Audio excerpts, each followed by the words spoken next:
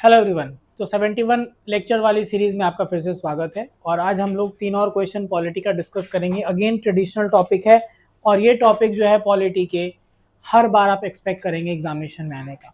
Question number 55 अगर बात करें, ये गवर्नर के ऊपर है क्वेश्चन। और गवर्नर पे जो क्वेश्चन है वो critically examine the role of governor. ये काफी घिसा पीटा क्वेश्चन जो बार बार पूछा गया है। हम लोग इसका थोड़ा सा एक डिफरेंट वर्जन अभी डिस्कस करेंगे। रिलेटेड उसी तरह से है बट अलग एक फॉर्म में आपको पूछा जाता है कि क्या गवर्नर का जो ऑफिस है उसको एबॉलिश कर देना चाहिए। So should the office of governor be abolished, give arguments in favour and against. तो आर्ग्यूमेंट्स आपको फेवर या अगेंस्ट में देना है कि क्या गवर्नर के ऑफिस को एबॉलिश कर देना चाहिए। ठीक है, क्वेश्चन ऑफिस ऑफ गवर्नर के ऊपर है। स्ट्रक्चर की बात करेंगे तो हम लोग सबसे पहले इंट्रोडक्शन में गवर्नर का जो ऑफिस है उसके आर्टिकल की बात कर सकते हैं, उसकी शुरुआत कर सकते हैं। यानी आर्टिकल 153 जो कहता है there shall be a governor of state, वहां से आप स्टार्ट कर सकते हो और फिर आप वहां पे दिखा सकते हैं कि पार्लियामेंट्री सिस्टम है। हम लोग राज्यों में भी पार्लियामेंट्री सिस्टम को ही अडॉप्ट किए और गवर्नर जो है वो राज्यों में क्या है, नॉमिनल एग्जीक्यूटिव। और इनके पास डुअल रिस्पॉन्सिबिलिटी है। क्या है? डुअल रिस्पॉन्सिबिलिटी है। एक तो ये रिप्रेजेंटेटिव या फिर आप कह सकते हैं as a channel of communication है यूनियन और स्टेट के बीच में, और दूसरा ये स्टेट्स के अंदर कॉन्स्टिट्यूशनल हेड होते हैं या नॉमिनल हेड होते हैं। ये इंट्रोडक्शन वाला पार्ट हो जाएगा। जब आप बॉडी पार्ट पे जाएंगे तो अब आपको क्या दिखाना है, अब आपको इस पर्टिकुलर जो आर्ग्यूमेंट था फेवर और अगेंस्ट में बात करनी है। और पहले इसका एक बैकग्राउंड दीजिए, क्यों एबॉलिश वर्ड यूज होता है। तो आपको दिखाना है यहाँ पर कि गवर्नर के ऑफिस के साथ बहुत सारे इश्यूज अटैच्ड हैं। इस कारण से ऐसा समय समय पर एक आर्ग्यूमेंट रखा जाता है कि ये ऑफिस को ही अबॉलिश कर देना चाहिए, क्योंकि उसकी इम्पार्शियलिटी या नॉन पार्टीशन रोल जो है वो एक्सपेक्ट नहीं किया जा पा रहा है। तो एक इतना इंपॉर्टेंट रोल आप किसी अथॉरिटी को दे रहे हैं but at the same time it is not able to act in independent manner. That is why this is being raised frequently in various quarters that this office should be abolished. Now, you have to mention the arguments in favor. Arguments in favor means in favor of the argument that office should be abolished. तो abolish होना चाहिए उसके पक्ष में क्या क्या point आप दे सकते हो। देखिए, सबसे पहला पॉइंट आप दीजिएगा, it is against democratic Republic. कैसे? गवर्नर का ऑफिस डेमोक्रेटिक रिपब्लिक के अगेंस्ट भारत में दिख रहा है, क्योंकि अगर हम लोग बात रिपब्लिक की करते हैं तो जो हेड ऑफ द स्टेट यानी कॉन्स्टिट्यूशनल जो हेड होते हैं स्टेट्स के वो इलेक्टेड होते हैं, बट हमारे यहाँ गवर्नर क्या हो रहा है, अपॉइंट हो रहा है। तो एक तो ये आर्ग्यूमेंट हो गया। दूसरा आप देखिएगा ध्यान से, यहाँ पे दूसरा गवर्नर के साथ जो ऑफिस को हटाने के लिए जो आर्ग्यूमेंट रखा जाता है वो रखा जाता है जो कंडीशन या आप कह सकते हैं जो प्रोविजंस दिए गए हैं अभी गवर्नर के ऑफिस के साथ, which has no security of tenure, which has no prescribed qualification. तो इस तरह से जब आपका ना कोई क्वालिफिकेशन है प्रॉपर अपॉइंटमेंट के लिए, ना अपॉइंटमेंट का कोई तरीका है, ना कोई सिक्योरिटी ऑफ टेन्योर है, तो इस केस में आप गवर्नर के ऑफिस से इंडिपेंडेंट मैनर में काम करना एक्सपेक्ट कर ही नहीं पाएंगे कभी। तो इस कारण से भी आता है आर्ग्यूमेंट कि हटा दो फिर इस ऑफिस को। तीसरा, मिसयूज ऑफ डिस्क्रिशनरी पावर। तीसरा पॉइंट बहुत ध्यान से समझिएगा, ये बहुत इंपॉर्टेंट है। आर्टिकल 163 गवर्नर को प्रेसिडेंट के कंपैरिजन में अगर देखें तो नॉमिनल हेड होते हुए भी एक वाइडर डिस्क्रिशनरी पावर दे रहा है, संविधान खुद दे रहा है। राष्ट्रपति के पास अपने मर्जी से काम करने का जो एरिया था वो लिमिटेड था। हमने लास्ट क्वेश्चन में डिस्कस किया था कि सिचुएशनल है वो, अगर ये सिचुएशन आएगा तो प्रेसिडेंट अपनी मर्जी से काम करेंगे। लेकिन यहाँ पे ध्यान क्या देना है, गवर्नर के साथ ऐसा नहीं है। गवर्नर को संविधान खुद बहुत जगहों पे अपनी मर्जी से काम करना अलाउ करता है, जैसे बिल रिजर्व करना प्रेसिडेंट के लिए, साथ ही साथ प्रेसिडेंट रूल का रिपोर्ट बनाकर भेजना किसी राज्य में प्रेसिडेंट रूल लगाने के लिए प्रेसिडेंट के पास। ये जगहों पे प्रेसिडेंट अपनी मर्जी, गवर्नर अपनी मर्जी से काम करते हैं। और ऐसा देखा गया है कि गवर्नर ऐसे केसेस में जब वो अपना डिस्क्रिशन यूज कर रहे हैं तो वो सेंटर के एजेंट की तरह एक्ट करने लगते हैं। सो एक स्टेटमेंट बोला जाता है that governor should be performing his duties more as the constitutional head of the states and less as the representative of center in the state। लेकिन ऐसा होता नहीं, ऐसा उल्टा हो जाता है। ज्यादा गवर्नर किसकी तरह अपना ड्यूटी कर रहा है, एज द रिप्रेजेंटेटिव, या इसके इलेक्टर यूज करता है agent of centre in state. और ये इसके वाइडर डिस्क्रिशनरी पावर के मिसयूज से हम लोग देखते हैं, तो इस कारण से भी लोग कहते हैं हटा दो ऑफिस। चौथा, रिटायरमेंट बेनिफिट अटैच्ड। बहुत सारे लोगों के द्वारा ऐसा माना गया है, क्रिटिसाइज किया गया है कि ये गवर्नर का जो ऑफिस है ये बेसिकली सरकार के प्रति जो लोग लॉयल रहे हो, चाहे वो ब्यूरोक्रेट्स हो या पॉलिटिशियंस हो, उनको एक रिवॉर्ड के रूप में रिटायरमेंट का पैकेज की तरह देखा जाता है। जैसे आपके पास एग्जाम्पल भी आप मेंशन कर सकते हो, आप रघुवर दास का एग्जाम्पल दीजिए। पहले गवर्नर, फिर सीएम, पहले सीएम फिर गवर्नर, अब वापस से फिर पॉलिटिक्स में चले गए झारखंड में। मतलब कि आप अगर फेथफुल रहे हैं, लॉयल रहे हैं पॉलिटिकल पार्टी में आप अपने सरकार के प्रति, तो एज अ रिवॉर्ड, तो ब्यूरोक्रेट्स की बात करें, उनको गवर्नर का पोस्ट ऑफर कर देना, या फिर किसी फेथफुल या लॉयल पॉलिटिशियन को एज अ रिटायरमेंट बेनिफिट या पैकेज, ये भी माना जाता है गवर्नर के ऑफिस के साथ अटैच है। इस कारण से भी लोग कहते हैं कि फिर ऐसा ऑफिस कभी भी आप उम्मीद करेंगे ही नहीं कि वो गवर्नमेंट के इन्फ्लुएंस के बाहर जाके काम कर पाएगा ना। But at the same time you will also mention the arguments which will be against this particular notion that no governor's office should not be abolished। सबसे पहला चीज, हम लोग कॉन्स्टिट्यूएंट असेंबली के डिबेट को दोबारा से कोट करेंगे, जहां पर गवर्नर के ऑफिस का इंपॉर्टेंस समझाया गया था। असेंबली के डिबेट्स में क्या समझाया गया था कि जिस तरह से डाइवर्सिटी हमारे देश में है, तो सेसेशनिस्ट टेंडेंसीज को कंटेन करने के लिए, अलगाववाद की जो एक टेंडेंसी है राज्यों के अंदर, उसको कंटेन करने के लिए गवर्नर का रोल काफी सिग्निफिकेंट हो जाता है। तो वो चीज आप यहां मेंशन करेंगे। दूसरा कि गवर्नर के ऑफिस के साथ आप देखेंगे तो बहुत सारे इंपॉर्टेंट रोल्स या रेस्पॉन्सिबिलिटीज अटैच्ड हैं, जो कि कंटिन्यूएंस इंश्योर करता है गवर्नेंस का राज्यों में in case of emergencies also.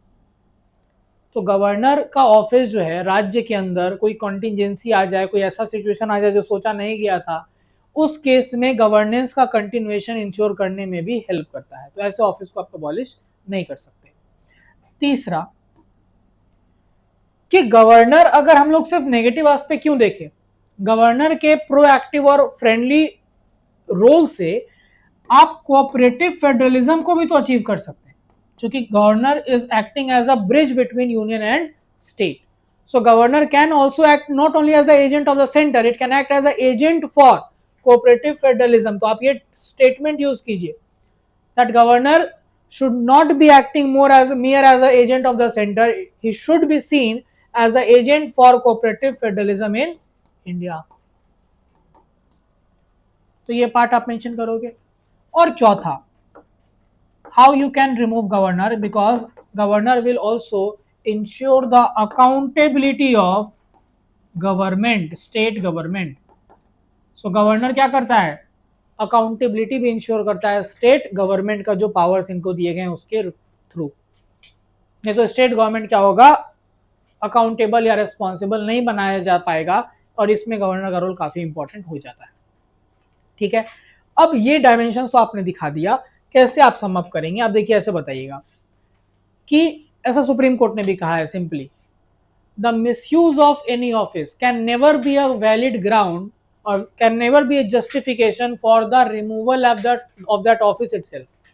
किसी ऑफिस का महज मिसयूज हो रहा है, इस कारण से उस ऑफिस को ही हटा देना कहीं से भी जस्टिफाइड नहीं है। तो इससे बेहतर सुप्रीम कोर्ट ने कहा कि इंपॉर्टेंट रिफॉर्म जो जरूरी है वो इंट्रोड्यूस करो। तो आप यहाँ पे सरकारिया कमीशन और पुंछी कमीशन जो है उसके रिकमेंडेशंस को आप यहाँ पे सजेस्ट कर दीजिए। तो सरकारिया कमीशन ने कहा था कि सबसे पहला तो क्या कि जब भी गवर्नर का अपॉइंटमेंट हो तो ये इंश्योर करिए कि वो रूलिंग पार्टी का आदमी ना हो, वो एक्टिव पॉलिटिक्स में ना हो, सीएम से कंसल्ट किया जाए और उस जगह से बिलोंग नहीं करता हो जहां अपॉइंट होना है उस राज्य से। तो ये आप रिकमेंड करो। दूसरा, सरकारिया कमीशन ने यह भी कहा था कि 5 साल का टर्म अनलेस कुछ कंपेलिंग रीजंस हैं वो डिस्टर्ब ना हो। पुंछी कमीशन का भी जिक्र कर दीजिए। पुंछी कमीशन ने सबसे पहले कहा कि अपॉइंटमेंट के लिए 4 मेंबर की कमेटी बनेगी जिसमें कौन होंगे? Prime minister, chief minister, home minister और स्पीकर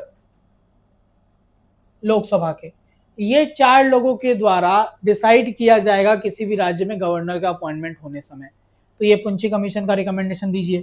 दूसरा, इन्होंने कहा कि 5 साल का फिक्स टर्म और हटाने का जो तरीका होगा वो 2 तरह से बताया, या तो इम्पीचमेंट लगा दीजिए यहां भी प्रेसिडेंट जैसा, या फिर by a resolution of state legislature. तो विधानसभा का जो है, विधानमंडल का जो रिजोल्यूशन है उसके द्वारा या तो हटाया जाए या इम्पीचमेंट जैसा इनको हटाया जाए। ये कुछ रिकमेंडेशंस आप मेंशन कर देंगे जिससे आप सजेस्ट करोगे कि गवर्नर के ऑफिस को हटाने से हमेशा बेहतर ये रहेगा कि गवर्नर के ऑफिस में ये सारे रिफॉर्म्स ला दिए जाएं ताकि वो इंडिपेंडेंट मैनर में काम कर पाए। और कंक्लूजन में आप सुप्रीम कोर्ट का हरगोविंद पंत केस का जिक्र कीजिए। सुप्रीम कोर्ट ने बहुत क्लियरली कहा है कि just because merely because a person is being appointed by center does not make him an employee of central government।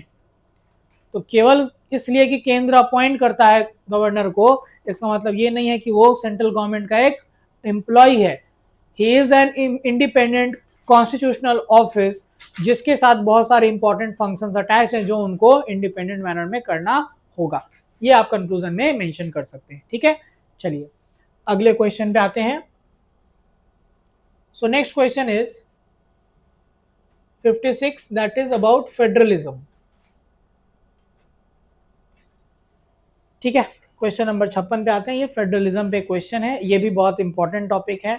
ये जो क्वेश्चन मैंने आपके सामने यहाँ पे लिखा हुआ है ये यूपीएससी का क्वेश्चन है, बट बीपीएससी इस तरह के क्वेश्चन रेगुलरली पूछा हुआ है about the trends of Indian federation. So question ये है कि नेचर ऑफ इंडियन फेडरेशन, जो भारत का जो संघवाद है उसका जो नेचर है, it has bean shaped by cooperation, competition and confrontation recently, explain with example. तो भारत का फेडरलिज्म जो है वो किसके द्वारा शेप किया गया वो देखा जा रहा है। It is being shaped by cooperation, competition and confrontation recent समय में, और इसी को एक्सप्लेन करना है एग्जाम्पल के साथ। देखिए स्ट्रक्चर पे जब आप आएंगे तो आपको सबसे पहले इंट्रोडक्शन में आप कोट यूज कर लीजिए केसी वियरे का। ठीक है, क्या कहा केसी वियरे ने? Indian constitution is quasi federal. ठीक है, अब क्वाजी फेडरल उन्होंने कहा, इस चीज को से शुरुआत करके आप फिर बता सकते हैं कि इंडिया क्या फॉलो करता है। India follows what? Holding together federation. ठीक है, ये मेंशन कर देना है। और उसके बाद आपको कुछ फेडरल प्रोविजंस दिखा देने हैं एक फ्लोचार्ट के थ्रू कि भारत में फेडरेशन है, ये बात समझ में आ जाए। आप एक फ्लोचार्ट के थ्रू फेडरल प्रोविजंस बता दीजिए। फेडरल प्रोविजंस क्या क्या है हमारे यहाँ?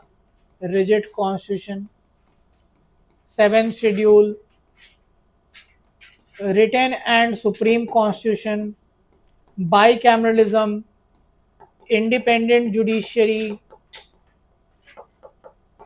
ठीक है, अब आप ये फेडरल फीचर्स बताने के बाद अब आप आगे बढ़ेंगे और फिर आप एक लाइन लिखेंगे कि भारत का जो फेडरेशन है वो रिसेंट समय में शेप किया जाता है अलग अलग ट्रेंड्स के द्वारा, जिसमें सबसे पहला हमने देखा कोऑपरेटिव फेडरलिज्म यानी कोऑपरेशन। सो कोऑपरेटिव फेडरलिज्म की जब हम बात करते हैं तो ये सिंपल क्या कहता है? कोऑपरेटिव फेडरलिज्म, इसका मतलब ये होता है कि जब सेंटर और स्टेट के बीच में रिलेशन जो है वो वर्टिकल रहता है, ठीक है, क्या रहता है, वर्टिकल रहता है। और ये दोनों आपस में, और ये सुप्रीम कोर्ट के द्वारा दिया गया डेफिनेशन है, union of India versus Delhi. इस केस में सुप्रीम कोर्ट ने कहा था कि जब केंद्र और राज्य आपस में अपने सारे डिफरेंसेस को खत्म कर ले, आयरन आउट कर ले, और एक हॉरिजॉन्टल वर्टिकल रिलेशनशिप शेयर करे, तो उस केस में क्या देखने को मिलेगा, उस केस में देखने को मिलेगा कि आपका कोऑपरेटिव फेडरलिज्म इंश्योर किया जा रहा है, मतलब कोऑपरेशन का एलिमेंट दिख रहा है, ठीक है। अब बोल रहा है कि इसको एग्जाम्पल से समझाना है, तो आप थोड़ा सा पहले इसका एक इवोल्यूशन वाला पार्ट दिखा दीजिए और फिर रिसेंट कुछ एग्जाम्पल दे दीजिए। इवोल्यूशन में दिखाइएगा कि स्टार्टिंग से हम लोग और देखें तो इंडिया में कोऑपरेटिव फेडरलिज्म शुरुआत से ही एम्बेडेड है, और शुरुआत में ये रहने का के पीछे सिंपल सा लॉजिक था, सेम पार्टी केंद्र में भी और राज्य में भी। बट उसके बाद भी धीरे धीरे भी अलग अलग पार्टीज बनी, फिर भी कोऑपरेशन बहुत इंश्योर किया जाता है because of the support from centre itself. तो अब कोऑपरेशन का एग्जांपल में आपको दिखाना है तो आप सिंपल सा दिखाइए। जैसे सबसे पहले अगर हम लोग रिसेंट समय में कोविड के टाइम से अगर चले तो कोविड-19 का मैनेजमेंट, ये कोऑपरेशन दिखाता है। फिर हम लोग के पास है जीएसटी काउंसिल, कोऑपरेशन दिखाता है। हमारे पास नीति आयोग है, कोऑपरेशन दिखाता है। हमारे पास फाइनेंस कमीशन है, ये भी क्या दिखाता है, कोऑपरेशन दिखाता है। फिर आप यहाँ पर और चीजें मेंशन करिए, 262 river water dispute tribunal, cooperation. Inter state council, cooperation. ये सारा का सारा कोऑपरेशन का एलिमेंट आपको देखने को मिलता है। आप इसमें क्या कीजिएगा, अपना आंसर और बेहतर करने के लिए आप बिहार स्पेसिफिक कोऑपरेशन का एलिमेंट दिखा दीजिए, क्योंकि यहाँ पर भी डबल इंजन सरकार बोलते हैं, तो बिहार स्पेसिफिक डेवलपमेंट के लिए 56,000 करोड़ लास्ट बजट में एलोकेट करना, ठीक है। दूसरा केवल राज्य जहां पर 2 एम्स है।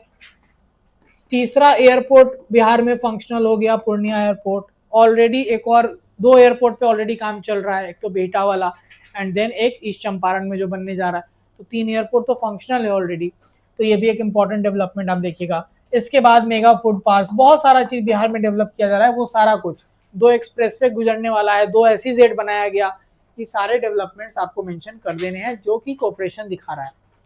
दूसरा डायमेंशन होता है कंपटीशन या कॉम्पिटिटिव फेडरलिज्म।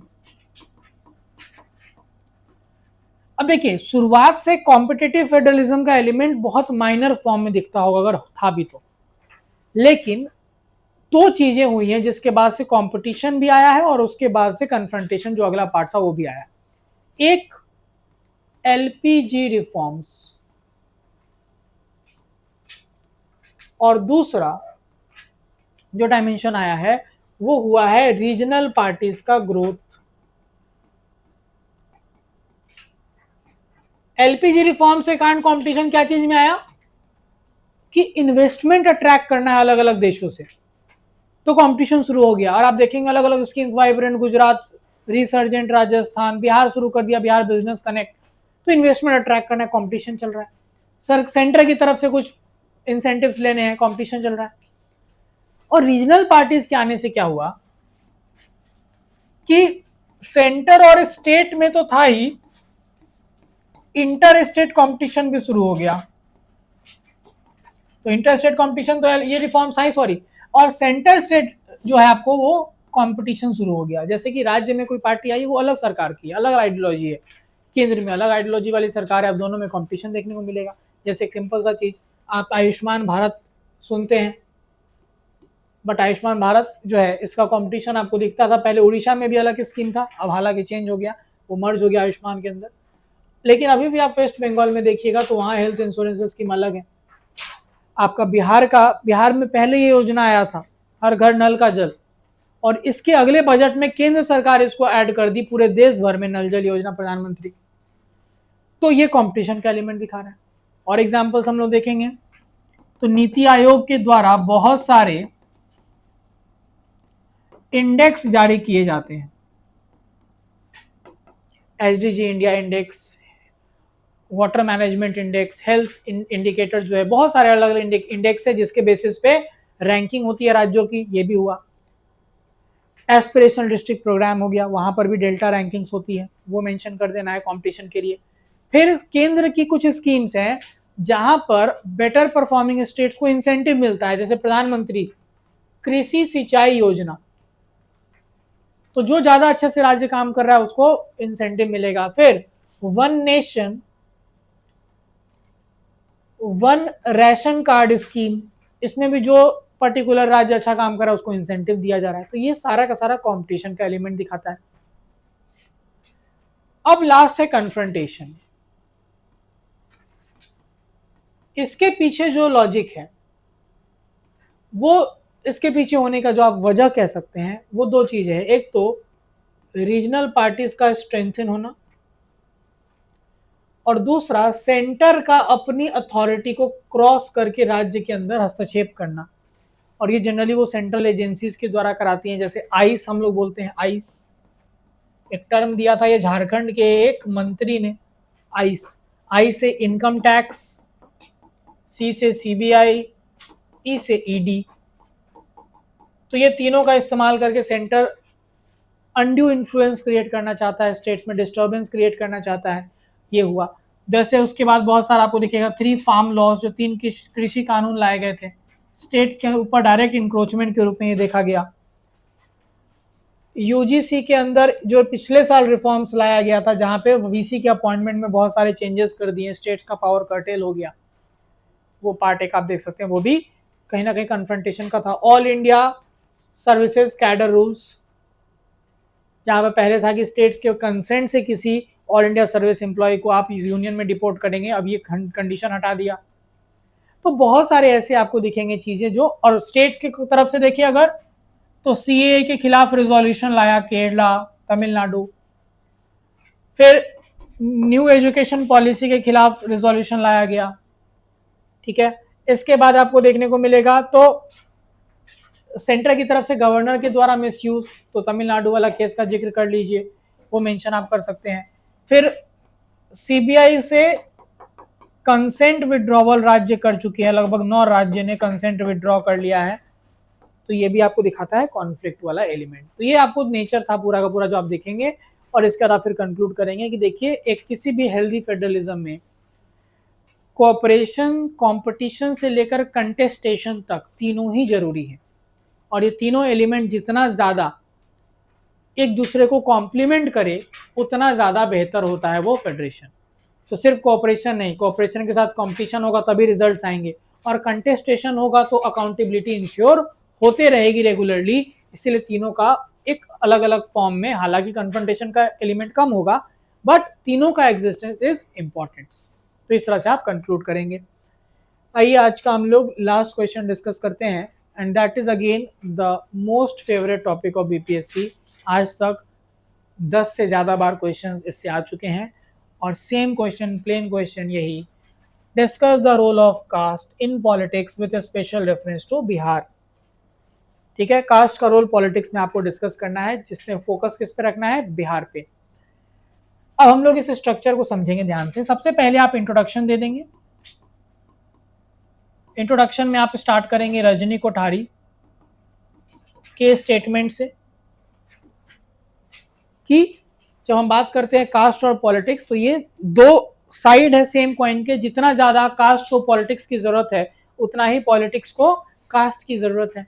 2 way process. और भारत की सोसाइटी में कास्ट है अपने आप को अब बहुत अच्छे से मोल्ड कर चुका है इंडियन पॉलिटिक्स, और इसके बियॉन्ड पॉलिटिक्स इमेजिन करना जो है वो अभी इन नियर फ्यूचर वो है वो संभव नहीं दिखता है। इस तरह से ये मोल्ड हो चुका है, और दोनों को एक दूसरे की जरूरत है। अब इंट्रोडक्शन हो गया, तो अब आएंगे हम लोग क्या चीज के ऊपर, हम लोग आएंगे कि कास्ट का जो रोल है पॉलिटिक्स में एक ओवरऑल, तो क्या पॉजिटिव रोल है, क्या नेगेटिव रोल है। कास्ट का पॉलिटिक्स में फायदा, कास्ट का पॉलिटिक्स में नुकसान। ये वाला पार्ट देखने के बाद हम लोग जाएंगे किस चीज पे, हम लोग जाएंगे अलग से बिहार के अंदर रोल को देखेंगे, बिहार में किस तरह से इवॉल्व हुआ है कास्ट बेस्ड पॉलिटिक्स। ठीक है, ये हम लोगों को पूरा करना है। तो इंट्रोडक्शन के बाद सबसे पहले हम लोग आते हैं पॉजिटिव और नेगेटिव रोल पे। पॉजिटिव और नेगेटिव रोल। पॉजिटिव रोल में सबसे पहले आप क्या चीज पे बात करेंगे, एम्पावरमेंट। सो मार्जिनलाइज सेक्शन का एम्पावरमेंट जो हुआ है वो हुआ है कास्ट का इस्तेमाल करने से, किसमें, पॉलिटिक्स में। ठीक है, अब ये एम्पावरमेंट पॉलिटिकल हुआ, और जैसे पॉलिटिकल हुआ तो इकोनॉमिक और सोशल भी हो जाता है। तो overall empowerment of the marginalise section, ये इंपॉर्टेंट हुआ। दूसरा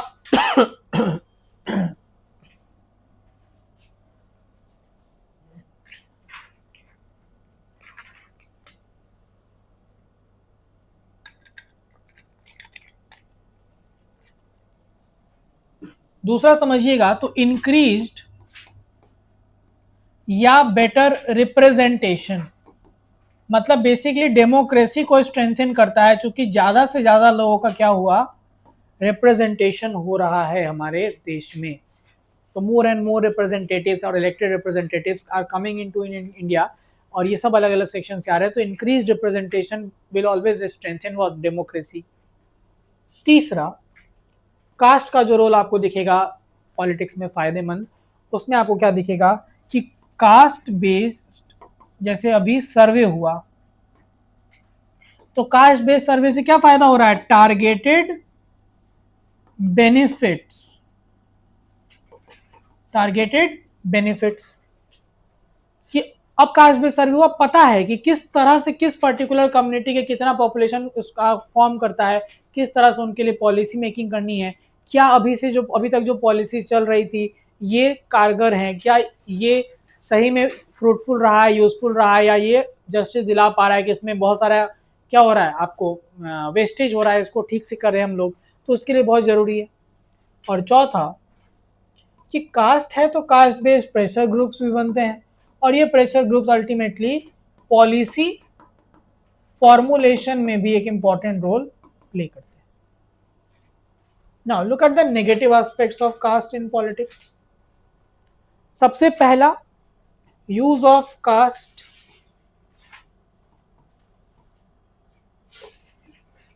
for vote bank is a corrupt practice. So section 123 clause 3 में कास्ट का इस्तेमाल करना पॉलिटिक्स में, specially for vote bank, is considered a corrupt practice and a punishable offence also. इसके बाद डिस्क्वालीफाई भी हो जाते हैं लोग। दूसरा समस्या क्या है, देखिए कास्ट का इस्तेमाल है, चलिए अभी लग रहा है कास्ट का फायदा भी तो है, बट कास्ट आएगा रिलीजन भी आ जाता है, फिर इनसेपरेबल लगता है दोनों पॉलिटिक्स में। तो रिलीजन आ गया मतलब ये पूरी तरह से आपको कम्युनल एंगल ले देगा, और ये एक डिस्टर्बेंस क्रिएट कर सकता है।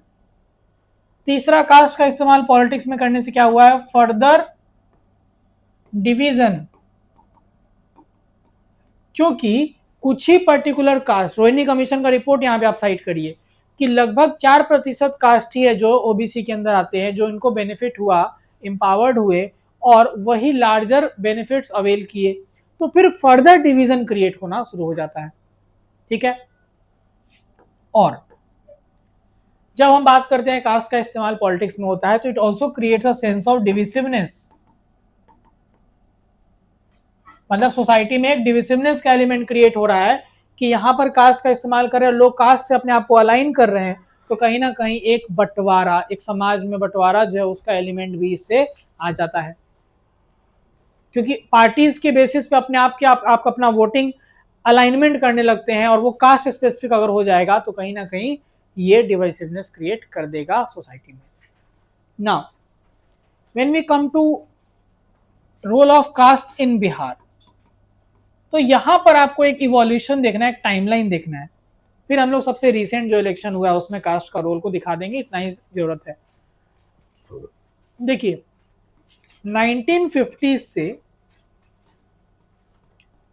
1970s तक की बात करें अगर, तो बिहार की पॉलिटिक्स में डोमिनेंस रहा किसका, अपर कास्ट लैंडलॉर्ड्स का। ठीक है, और कैसे पॉलिटिक्स में इसका रोल दिखेगा, तो आपको दिखेगा कि बजट में 1/3, कितना, 1/3 बजट का एलोकेशन जो है वो किसको जाता था, एग्रीकल्चर और इरिगेशन को। तो कास्ट का रोल पॉलिटिक्स में दिख रहा है ना, जब strong hold upper caste landlords का रहेगा जो सरकार में थे पॉलिटिकल मतलब रिप्रेजेंटेटिव्स, तो उसका कहाँ पर रिफ्लेक्शन दिख रहा है? बजट में। बजट में 1/3 पैसा एग्रीकल्चर और इरिगेशन को जाता है। अब देखिए इसके बाद क्या हुआ।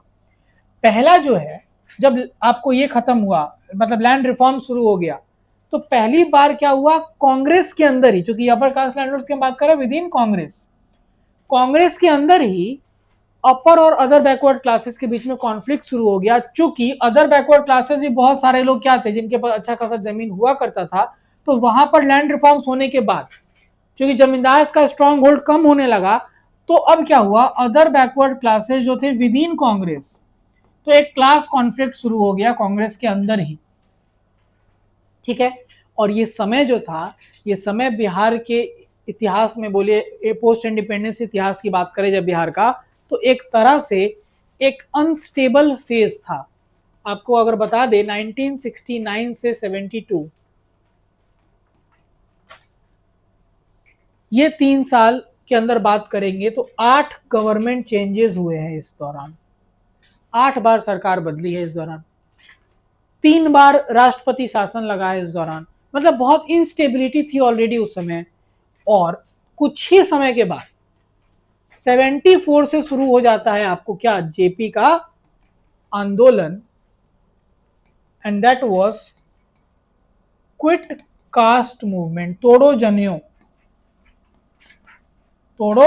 जनियो मूवमेंट शुरू हो जाता है वहां पे कि क्विट कास्ट मूवमेंट। आजादी से पहले क्या था, जनियो मूवमेंट हुआ था बिहार में, और यही जेपी के द्वारा क्या शुरू किया गया, तोड़ो जनियो मूवमेंट। अब ये पर्टिकुलर मूवमेंट जो हुआ, ये इतना वाइड स्प्रेड उस समय चला, और जिस तरह की पॉलिटिकल इंस्टेबिलिटी थी, तो ऐसा कहा गया है एक ब्रिटिश इसके द्वारा, एक्सपर्ट के द्वारा, कि एक वैक्यूम क्रिएट हो गया बिहार में, और कोई भी इस पर्टिकुलर क्या बोलते हैं वैक्यूम को फिल करने में, भरने में कोई भी फुलफिल ही नहीं हो पा रहा था, एबल ही नहीं था कि इसको भर पाए। इतना ज्यादा इंस्टेबिलिटी था, और उसी में ये मूवमेंट चला, और इस मूवमेंट का रिजल्ट बनकर निकले बहुत सारे लीडर्स निकले आपको जेपी के मूवमेंट से। लेकिन 3 प्रोमिनेंट नाम जो इस समय आ गया लाइमलाइट में, वो थे लालू प्रसाद यादव, नीतीश कुमार और रामविलास पासवान। हम लोग बिहार की बात करें तो ये 3 मेजर लीडर उस समय इमर्ज होकर सामने आए। और इसके बाद पहली बार एक तो नॉन कांग्रेस गवर्नमेंट फॉर्म हुई। ठीक है। नॉन कांग्रेस गवर्नमेंट फॉर्म होने के बाद जब आप देखेंगे कि इंस्टेबिलिटी पहले केंद्र में रही, खासकर 89-90 के दौरान, तो वहां उसका रिफ्लेक्शन आपको बिहार में भी दिखा। और first OBC lead government was formed in 1990 में, लेड बाय लालू प्रसाद यादव। यहां तक भी कास्ट का उतना अभी मतलब जो कास्ट बेस्ड ये था समीकरण, उतना ज्यादा एम्बेडेड अभी भी नहीं दिखेगा। लेकिन एक वाटरशेड मोमेंट आएगा, और वो होगा 1992 में मंडल कमीशन का रिपोर्ट लागू। हालांकि 90 में ही हो गया था, 92 में साहनी केस के बाद, इंदिरा साहनी केस के बाद इस पे मुहर लग गया। तो 1992 में जब ये इंप्लीमेंट हो गया पूरी तरह से, सुप्रीम कोर्ट का टेस्ट भी पास कर लिया, अब क्या हुआ, जितने भी लीडर्स ये लोग थे ना, ये लीडर्स अपने आप को क्या करना शुरू कर दिए, प्रोक्लेम करने लगे कि वो इस पर्टिकुलर कास्ट के लीडर हैं। और इस तरह से उभर कर आए लालू प्रसाद यादव, यादव के लीडर, या बेसिकली ओबीसी का आप लीडर मानिए इनको मेनली, ये अपने आप को प्रोक्लेम करने शुरू किए यादव के लीडर। नीतीश कुमार कोयरी और कुर्मी, इसके लीडर अपने आप को प्रोक्लेम करने लगे। और रामविलास पासवान ओवरऑल दलित के लीडर अपने आप को प्रोक्लेम करने लगे। और वोटर्स भी क्या हुए, क्योंकि सब अब रिजर्वेशन के अराउंड घूमने लगा बात, तो वोटर्स भी क्या किए, अपने आप को इन पर्टिकुलर पार्टीज के अराउंड अलाइन करना शुरू कर दिए, अपने आप को इनके साथ जोड़ता हुआ देखने लगे। और इसीलिए जब लालू प्रसाद यादव का टर्म चला 1990 से 2005 तक, तो आपको ये दिखेगा कि इस फेज में कास्ट का रोल इतना इंपॉर्टेंट हो गया पॉलिटिक्स में कि इकलौता फोकस जो रहा वो सिर्फ इसी पे रहा कि कैसे अपलिफ्टमेंट हो बैकवर्ड क्लासेस का। और इस चक्कर में बहुत सारे इंपॉर्टेंट गवर्नेंस इश्यूज इग्नोर हुए। जैसे आपको एक एग्जांपल बताएंगे, डीजीपी लेवल तक का जो पोस्ट है ये खाली रखा जाता था इस दौरान कि प्रमोट होकर कोई लोअर कास्ट से जाकर उस पोस्ट पे पहुंचे। और ये जब होगा तो ऑब्वियस सी बात है, पॉलिटिक्स में तो आप कास्ट इस्तेमाल कर लिए लेकिन गवर्नेंस फेलियर हो गया, और जंगल राज वर्ड जो यूज होता है उसका एक रिजल्ट, उसका एक कारण यही है। पूरा फोकस, हालांकि आप ये बात करेंगे कि पूरा बजट में एलोकेशन या फोकस जो था वो वीकर सेक्शन के अपलिफ्टमेंट में था, तो कास्ट का आपको देखेंगे रोल कैसे, तो अपलिफ्टमेंट में बजटरी एलोकेशन सबसे ज्यादा देने लगे। 2005 में again turn around in Bihar. अब कास्ट का रोल जो है पॉलिटिक्स में किस तरह से देखने को मिल रहा है, तो देखिएगा ध्यान से। कास्ट का रोल पॉलिटिक्स में बिफोर इलेक्शंस, ये 2005 के बाद की बात करें हम लोग, before elections it is highly embedded. और ये हम लोग कैसे देखते हैं, टिकट के बंटवारा में, वोटिंग के पैटर्न में। तो पूरी तरह से इलेक्शन के पहले कास्ट का रोल डोमिनेंट रहता है पॉलिटिक्स में बिहार के 2005 के बाद। रिजल्ट के बाद नीतीश कुमार का जो मॉडल आया, डेवलपमेंट प्लस सोशल जस्टिस या वेलफेयर, इस मॉडल के अंदर कास्ट का इन्फ्लुएंस थोड़ा सा कम होने लगा। और उसका एक वजह यह भी था कि 2005 के बाद से जो एमएलएज हैं उनमें अपर कास्ट का रिप्रेजेंटेशन बढ़ने लगा बहुत समय के बाद। तो इस कारण से कास्ट का रोल पॉलिसी मेकिंग में और इन सब चीजों में थोड़ा कम होने लगा during the term of Nitish Kumar. पहला 15 साल की हम लोग बात कर रहे हैं। इसके बाद जब दोबारा एक बार महागठबंधन की सरकार आनी शुरू हुई, तो वही अभी तक यही चल रहा है कि कास्ट का रोल दिखेगा पॉलिटिक्स में बिफोर इलेक्शंस ज्यादा। लेकिन महागठबंधन जब आई और कास्ट बेस्ड सर्वे का डिमांड शुरू हो गया, तो कास्ट बेस्ड सर्वे ने ये दिखा दिया कि after election also caste is playing now a dominant role. तो महागठबंधन ने कास्ट बेस्ड सर्वे कराया, और इस कास्ट बेस्ड सर्वे के बाद अब आप क्या देखते हैं कि अब आपको दिखता है कि सरकार बनने से पहले भी कास्ट का रोल, सरकार बनने के बाद भी, और ये आपको मंत्री के एलोकेशन में दिख जाएगा कि मुख्यमंत्री अगर इस कास्ट से उप मुख्यमंत्री बनाए जा रहे हैं तो वो बैलेंस करने के लिए वो भी पर्टिकुलर कास्ट को टच किया जाता है। तो उप मुख्यमंत्री यानी मिनिस्ट्री एलोकेशन में भी कास्ट का रोल बिहार में डोमिनेट होने लगा। और कास्ट बेस्ड सर्वे, जो एक टाइम पर ऐसा लग रहा था कि कास्ट का रोल पॉलिटिक्स में काफी ज्यादा कम हो जाएगा, वो अब वापस से दिख रहा है कि नहीं, कास्ट का रोल अभी डोमिनेंट बिहार में रहेगा और कुछ समय तक ऐसा लग रहा है रहने वाला होगा। 2025 का भी कुछ डेटा मैं आपको लिखवा दूंगा, जो इलेक्शंस में कास्ट बेस्ड जो आप देखेंगे टिकट एलोकेशन हुआ है, उसको आप यूज करेंगे अपने आंसर में। एक बार बीपीएससी डायरेक्टली पूछ दिया था कि 2020 के एसएलए इलेक्शन के अकॉर्डिंग कास्ट का रोल बताइए, तो 25 वाला डेटा हम आपको लिखवा देंगे, वो आप लिख लेना। हाँ, एक चीज आप यहाँ पे दिखाइएगा कि एक ट्रायंगल आप बना सकते हैं 2025 के इलेक्शन के लिए, और कहा कि देखिए कास्ट को तो हटा ही नहीं सकते बिहार से, क्योंकि इस बार जो एक प्रचंड बहुमत आई नीतीश और एनडीए लेड गवर्नमेंट को, उसमें क्या दिखा आपको कि caste was at the bottom, था बिल्कुल बेस के रूप में था, लेकिन कंसेंसस, ठीक है, कंसेंसस वाज आल्सो इंपॉर्टेंट, कि लोगों का एक जनमत आप बोल सकते हैं कि ये देखने को मिला। तो कास्ट तो था ही, फिर साथ में आपको क्या देखने को मिला, कंसेंसस जो है उसका एक काफी इंपॉर्टेंट कंट्रीब्यूशन आपको यहां पर देखने को मिला। तो ये आप एक मेंशन करिएगा। फिर एक एमवाई को लेकर ये भी मेंशन करिए कि पहले था मुस्लिम यादव कॉम्बिनेशन, एक यूज होता था टर्म बिहार के इलेक्शन में, ये एमवाई से हम लोग पहुंच गए महिला और युवा, ठीक है। तो ये चीज आप मेंशन करेंगे इस बार के इलेक्शन में। आइए 2025 का कुछ डेटा हम लोग लिख लेते हैं, ठीक है। 2025 का मैं डेटा आपको बता दे रहा हूं देखकर बेसिकली।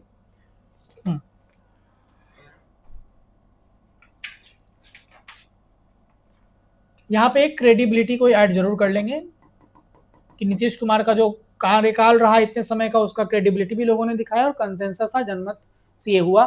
चलिए 2025 का डेटा, एग्जैक्ट डेटा जो है वो मैं आपको बता दे रहा हूं, जो आपको मेंशन कर लेना है। सबसे पहले आरजेडी 36% जो टिकट्स है आरजेडी के द्वारा वो दिया गया यादव्स और मुस्लिम यानी एमवाई कॉम्बिनेशन को, ठीक है, यादव्स को दिया गया, सॉरी यादव्स को, और 49% पूरा कॉम्बिनेशन को, 36% अकेला किसको, यादव्स को और 49% MY कॉम्बिनेशन को।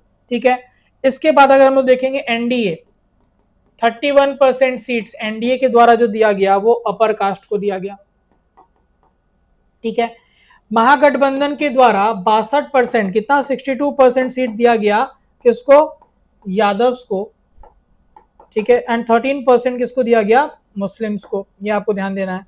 जेडीयू ने 12 सीट कुर्मी को दिया। ठीक है, ये आपको ध्यान देना, और कोयरी को।